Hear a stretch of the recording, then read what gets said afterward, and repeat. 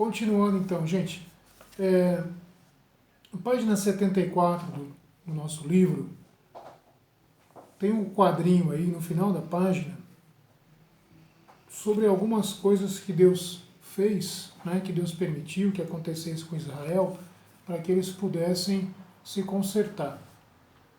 Vamos dar uma lidinha?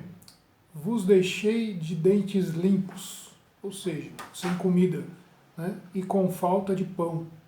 Retive de vós a chuva, verso 6 primeiro, né, depois verso 7, verso 9 do capítulo 4. Capítulo 4.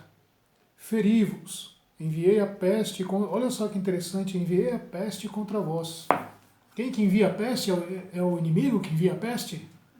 Quem que envia a peste? O próprio Deus, né? Enviei a peste contra vós. Subverti alguns dentre vós. Isso aqui fala muito com os nossos dias, né? Fala muito o que está acontecendo com a gente nos dias de hoje. Subverti, ou seja, Deus permitiu que alguns morressem, que alguns perecessem, né, por causa da rebeldia. E a gente vê que o pecado de rebeldia, a palavra de Deus fala sobre isso, né? O pecado de rebelião é como o pecado de feitiçaria para Deus. Então, é uma coisa que Deus não tolera, é rebelião, é rebeldia. Na verdade, em nenhuma organização humana, né, seja trabalho, seja qualquer tipo de organização humana, não se tolera rebeldia. Né? Um funcionário rebelde, por exemplo, o que acontece com um funcionário rebelde? É mandado embora, né? Perde o emprego. O que acontece com um filho rebelde?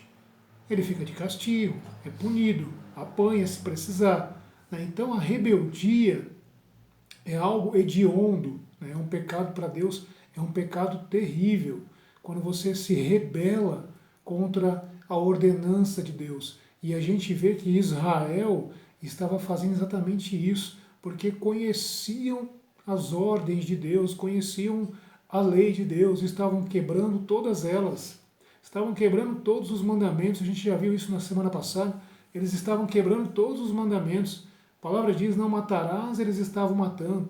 A palavra diz não roubarás, estavam roubando. Não adulterarás, estavam adulterando. Não cobiçarás, estavam cobiçando. Conheciam a lei e não guardavam.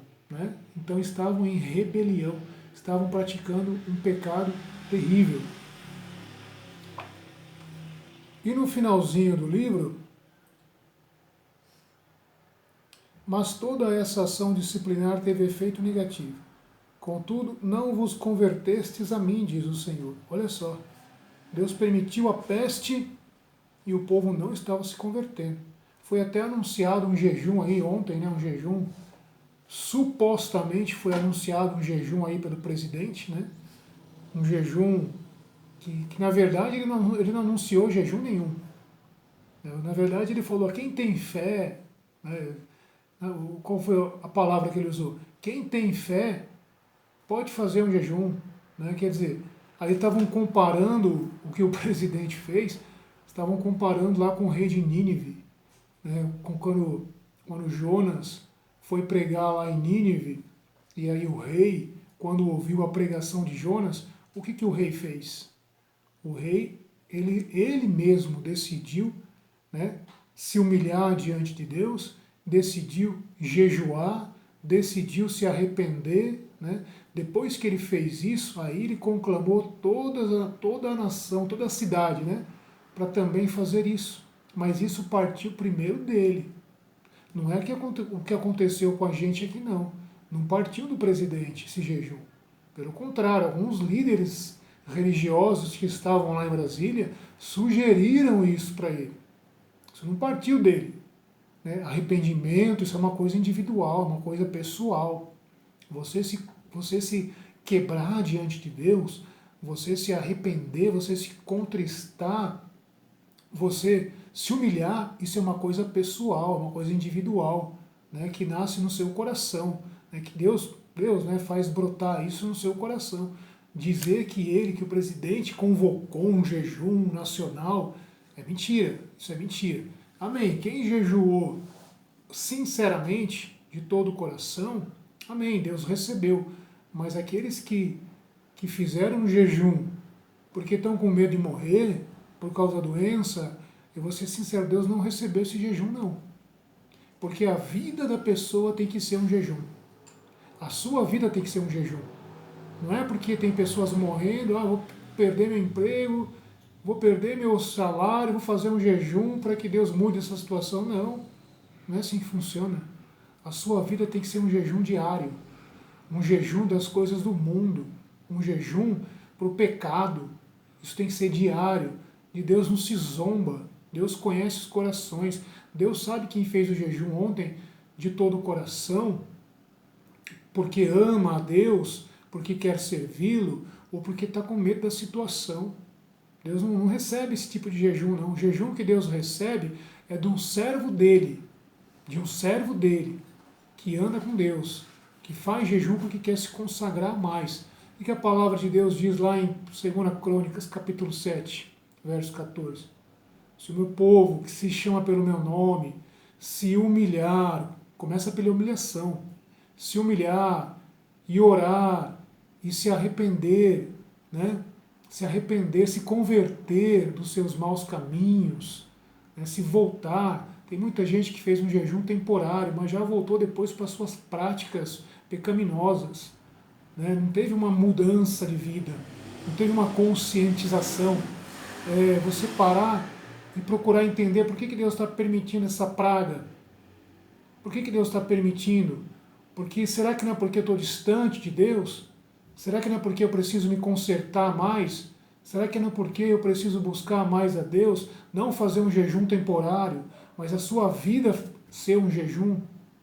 Então, e continuando, o que diz lá o verso, capítulo 7, 14. Eu ouvirei dos céus, perdoarei os seus pecados e sararei a sua terra. A condição é essa, é se humilhar, se arrepender, arrependimento. A pregação do Evangelho, quando foi pregada por João Batista, e quando depois pregada por Jesus e pelos apóstolos, era sobre arrependimento. A metanoia, você mudar de ideia, você mudar de direção. Você ia numa direção e aí você viu que aquela direção errada ia te levar para a perdição e você mudar. Eu não quero mais andar por este caminho, eu quero andar pelo caminho de Deus. Isso é se arrepender. Isso é se voltar para Deus. É você dar meia volta. Não é? Vamos fazer um jejum, Deus vai abençoar, aí eu posso voltar para a minha vidinha. Não é assim não. Primeiro arrependimento é mudança de direção. Essa foi a principal pregação de João Batista, de Jesus, arrependei-vos. Lembra que João falava? Arrependei-vos, porque próximo está o reino dos céus. E a gente viu aqui no verso 10 que Deus é que envia a peste para que a gente se arrependa, para que a gente busque a Deus. Muito bem, vamos falar então agora, para a gente avançar, sobre as visões que Amós teve. Primeira visão, ele teve a visão sobre os gafanhotos. Interessante que sempre aparece gafanhoto na história, né? Oséias também viu sobre gafanhotos, Amós também teve essa visão dos gafanhotos. Uma das pragas do Egito foi a praga de gafanhotos.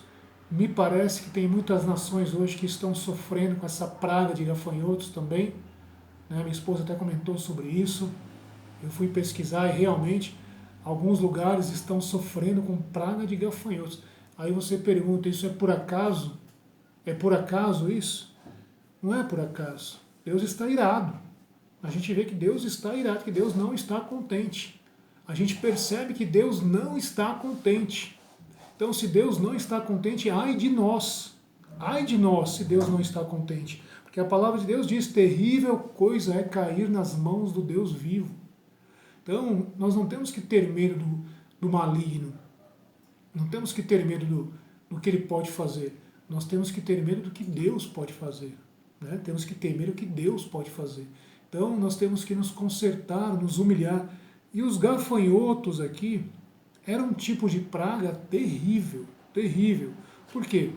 Porque os gafanhotos ele não faz nada para a gente, né, contra o ser humano. Né? Um gafanhoto para a gente é inofensivo.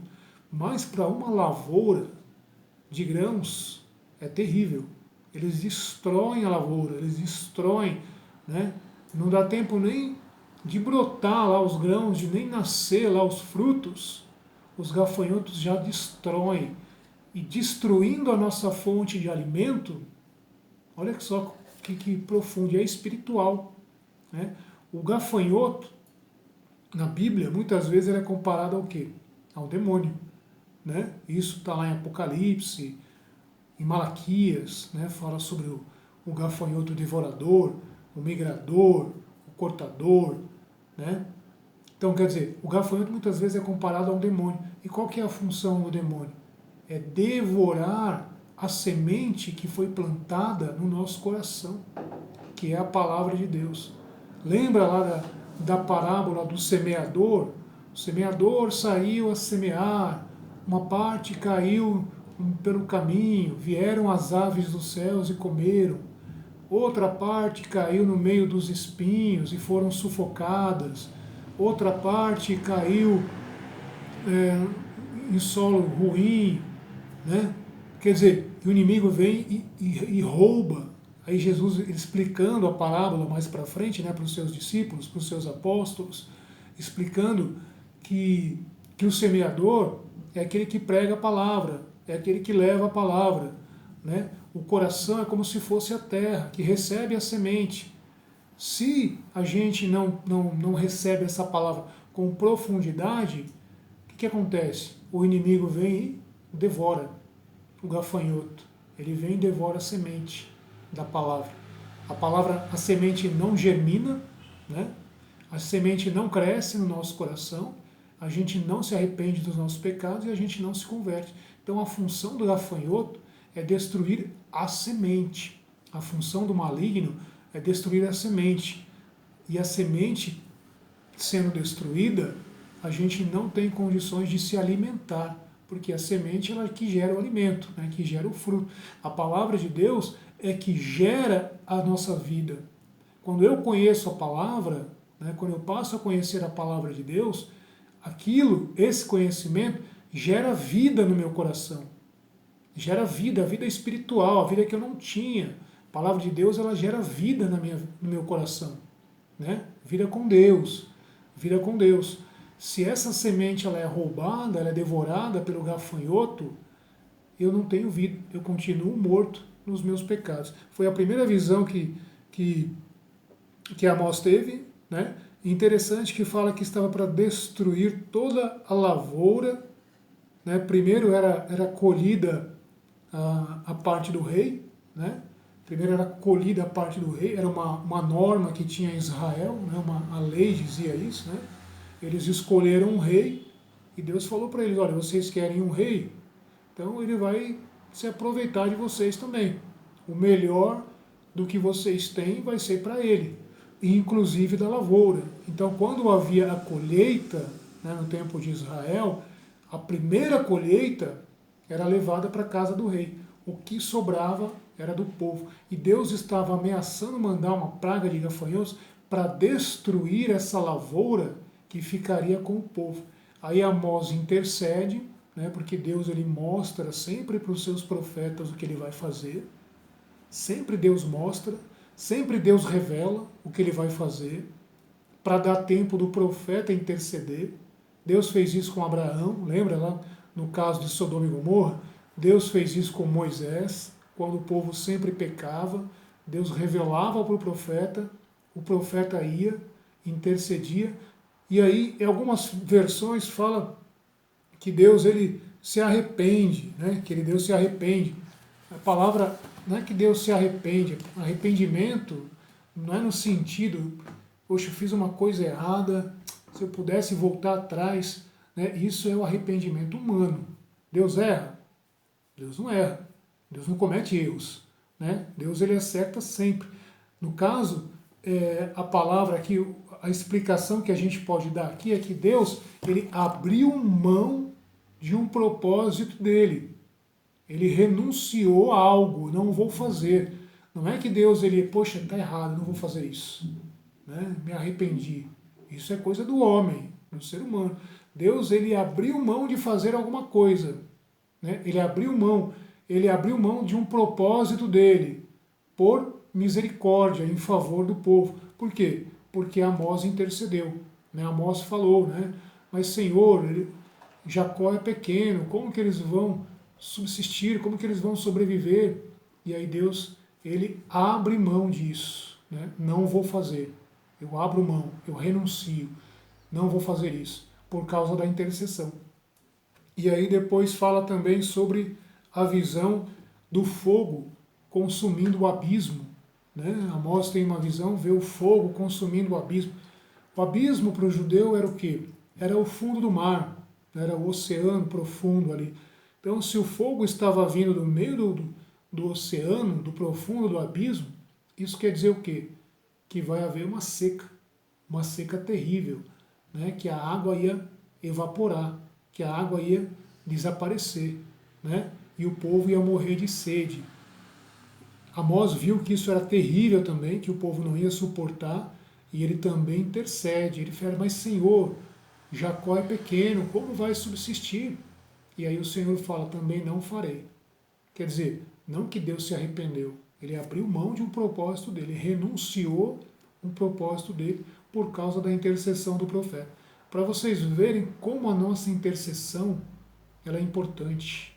Como interceder é importante. Interceder pelos familiares, interceder pelos amigos, interceder pelas pessoas que estão sofrendo, não interceder por pessoas que estão nem aí com Deus, pessoas que zombam de Deus. Eu, particularmente, por essas pessoas eu não intercedo. Por pessoas que estão zombando de Deus, não.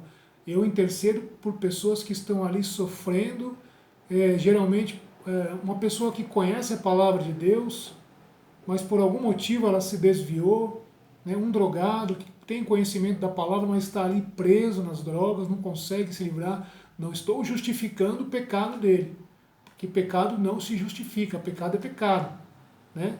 Mas tem pessoas que estão só zombando de Deus. Você vai pregar a palavra de Deus para um drogado, ele ouve, ele respeita. Você vai pregar a palavra de Deus para uma prostituta, para um travesti, para uma pessoa que está ali na rua, um mendigo, ele respeita, ele ouve, ele baixa a cabeça e ouve, né? Ele respeita. Agora tem pessoas que você vai pregar a palavra de Deus, ela zomba da sua cara, ela zomba de Deus, veste fantasia, vai para o carnaval zombar de Deus. Por essas pessoas eu vou interceder? Misericórdia, eu vou interceder por pessoas que estão morrendo aí, que querem se libertar e não têm forças. Por parentes, por familiares, por amigos. Agora, se Deus tocar no nosso coração para levar uma palavra para o ímpio e falar, olha, se você continuar dessa forma, você vai morrer, vai para o inferno. Aí eu tenho que fazer, como Deus fala lá em Ezequiel, né, sobre o atalaia. Né? Se Deus falar, se Deus mandar você avisar o ímpio, né, e ele não te ouvir, e ele vai morrer por causa do pecado dele, mas você vai se livrar porque você cumpriu a minha ordem, você pregou. Né? Aí é diferente. Mas pessoas que zombam de Deus, pessoas que caçoam de Deus, pessoas que não estão nem aí para Deus, poupem a misericórdia. Muito bem. Depois dessa visão do fogo, né, que está aqui lá em Amós, capítulo 7, que é sobre a seca, né, o fogo no abismo, sobre a seca, Amós ele tem uma terceira visão, que é sobre a visão do prumo. E aí Amós não teve o que falar. Né? O que Deus fez? Deus ele pegou lá uma parede, ele colocou um prumo. Né? O prumo, o que é um prumo? É um objeto que os pedreiros usam para ver se a parede ela está bem reta, se ela está bem nivelada. Né? Eles pegam lá do lado da parede, eles colocam um prumo, né, que é um objeto, um instrumento que tem uma corda, né? Na ponta de baixo tem uma parte de ferro e uma madeirinha aonde o fio passa por entre essa madeira. Então o que o pedreiro, geralmente o pedreiro, quem está mexendo com a obra faz? Ele pega esse prumo, ele coloca na ponta da parede, né? Se aquele prumo, né, que tem um objeto de ferro na ponta, ele ficar paradinho, e não encostar na parede, ficar bem próximo da parede, bem próximo, mas não encostar na parede, ele ficar reto ali, a parede está reta, a parede está perfeita. Agora, se aquele prumo, né, que é como se fosse, parece um peão aquilo lá, né? Lembra muito o formato de um peão. Se aquele prumo que ele põe ali na parede, ele encostar na parede, é porque a parede está torta. Ou se o prumo ficar mais para lá da parede, a parede está aqui, e o prumo ficou mais para lá, é porque também está torta. E aí, quando Deus dá essa visão para Amós não tem o que falar. Amós vê que a parede está torta, que a parede, que o muro, no caso, né, que o muro está para cair. Vamos ver aqui a visão, como foi, para a gente entender bem. A visão do prumo, versículo 7, capítulo 7, versículo 7. Terceira visão, visão do prumo. Assim me fez ver, eis que o Senhor estava de pé, sobre um muro de chumbo. Né, o próprio Senhor ali como se fosse o construtor, né, aquele que estava construindo a parede. Estava diante de um muro de chumbo. O chumbo era um material, era um metal mole, né, não era próprio para fazer parede. Por quê? Porque era um metal mole. E, geralmente os muros, eles eram de bronze, né? Alvenaria, mas de bronze. A gente tem até um termo que fala sobre isso, que fala o muro de bronze. O que é um muro de bronze? É um muro que não abala, que não cai com facilidade. Né? O bronze era um metal mais resistente, né? Usado inclusive na fabricação de armas. Né? Era um metal mais resistente. Já o chumbo não, era um metal mole. Então o que Deus estava dizendo aqui? Israel é como se fosse uma parede de chumbo que está para cair. E eu vou te provar por quê. Eu vou colocar, Deus colocou ali o prumo ficou torto. Né? Se a parede estava torta, o que ia acontecer com a parede? Ela ia cair, porque estava torta. Né? Amós teve o que falar? Amós podia interceder nesse caso aqui? Não poderia. Deus mostrou para ele o que estava acontecendo. E aí Deus fala assim, e o Senhor me disse, que vês, Amós? Parece até irônico, né? E aí, Amós, o que você está vendo agora? Eu disse, um fio de prumo. O Senhor disse, eis que porei um fio de prumo no meio do meu povo Israel. Não tornarei a perdoá-lo. Os lugares altos de Isaac serão devastados. Os santuários de Israel serão arrasados. E eu me levantarei com a espada contra a casa de Jeroboão. Né? Então Deus estava dizendo o seguinte, tudo bem, você intercedeu lá no caso dos gafanhotos, realmente você tinha razão, era muito terrível, você intercedeu no caso lá da seca, realmente era muito terrível, mas você está vendo com seus próprios olhos que a parede está torta e vai cair. Então a parede vai cair, vai ser destruída e vai ter que ser reconstruída. Pergunta para qualquer pedreiro, se o pedreiro chega num determinado ponto e ele vê que o muro que ele está levantando está torto, ele vai continuar edificando? O que ele vai fazer? Ele vai derrubar e vai começar tudo de novo. Porque senão vai chegar numa hora que ele vai terminar aquele muro, vai construir alguma coisa em cima, uma casa, seja o que for, vai chegar um tempo que aquilo vai cair, que aquilo vai desmoronar. Então ele mesmo já derruba o muro e já começa tudo de novo. É o que Deus está dizendo que ele vai fazer com Israel. Que Deus vai derrubar, vai destruir e começar tudo de novo, para que fique alinhadinho, para que fique retinho. E quem vai ser o construtor? Quem vai ser o edificador desse muro? O próprio Deus, através de Cristo. Né? Porque Jesus, ele é o quê? A pedra angular. Lembra que Pedro fala lá nas cartas, nas epístolas de Pedro? Jesus sendo a pedra angular, a pedra que os construtores rejeitaram. Então, Jesus ele vai ser o principal ali, a parede, né? A igreja, nós que representamos, nós que somos a igreja, o corpo de Cristo, né? Nós somos como que pedras também desse templo. Olha que interessante, como essa visão de Amós tem a ver também com a igreja. né? Nós somos pedras também do edifício de Deus que está sendo construído, sendo que Jesus é a pedra angular, a pedra principal, a pedra de esquina.